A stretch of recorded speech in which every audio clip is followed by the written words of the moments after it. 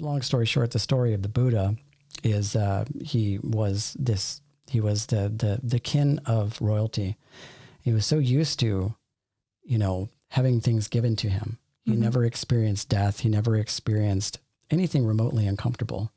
And obviously there was a deeper side of him that realized that that wasn't real life. Right. So he decided to venture out of the city walls. And when he made that decision, this was a decision that he'd made knowing that he pretty much already had everything that most people that aren't a part of royalty really want. Right. So the fact that he still was seeking for something else showed that those luxuries didn't really mean a whole lot to him.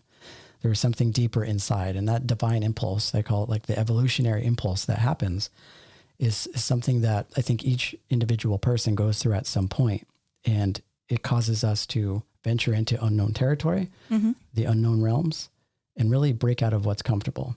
So that's what Buddha did. So he went on this journey, met with lots of different people, tried fasting, did a bunch of crazy things. And at the very end of his, close to the end of the journey, he started to get kind of frustrated. So he found this Bodhi tree in a place that is now known as Bodh Gaya.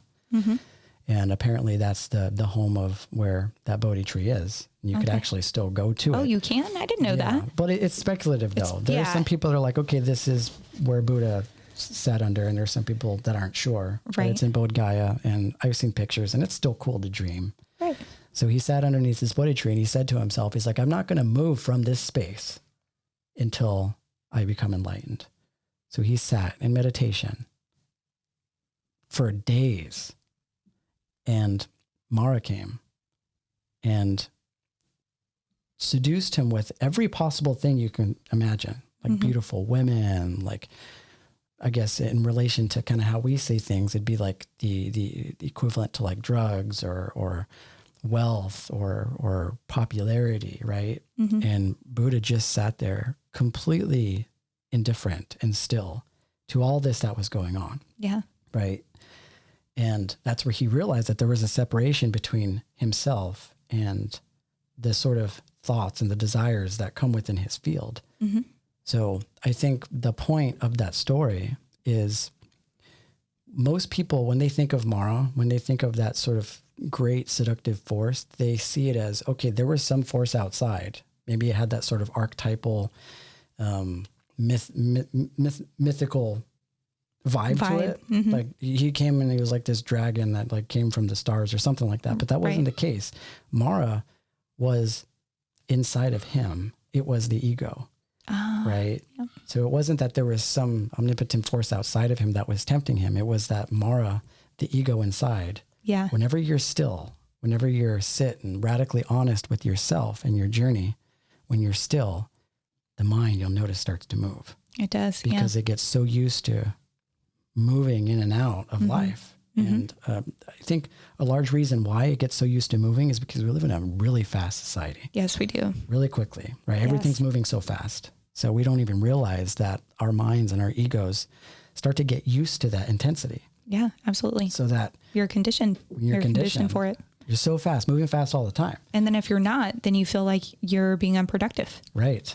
Yeah. If you don't feel like you're being a consumer, you're not like just crushing it every single day. There's this voice inside of you, and it doesn't even have to be your own voice. It could be other people. They're like, what are you doing? Sitting around, not crushing it, not to say crushing it, going extra isn't a bad thing, but it's all about how you look at it. It's like your perception. Right.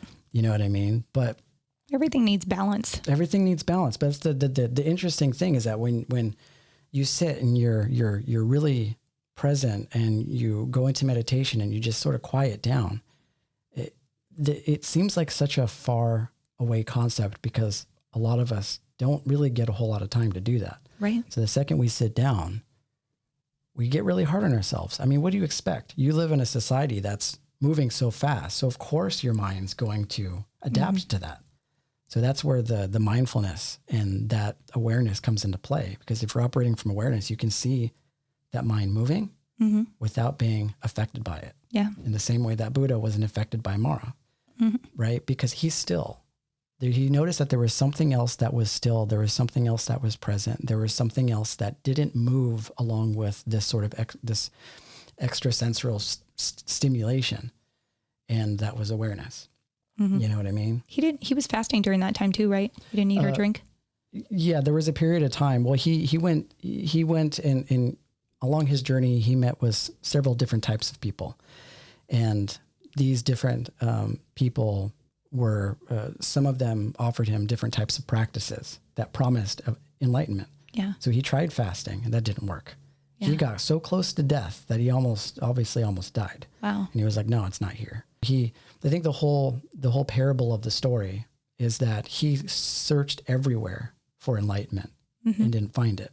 He didn't find it in practice. He didn't find it because all these things were still, symbolizes a seeking as if it was somewhere else. Yeah. He was searching everywhere other than within his own self. Mm-hmm. Then he finally got frustrated, which most people do. Most people do. Get so frustrated.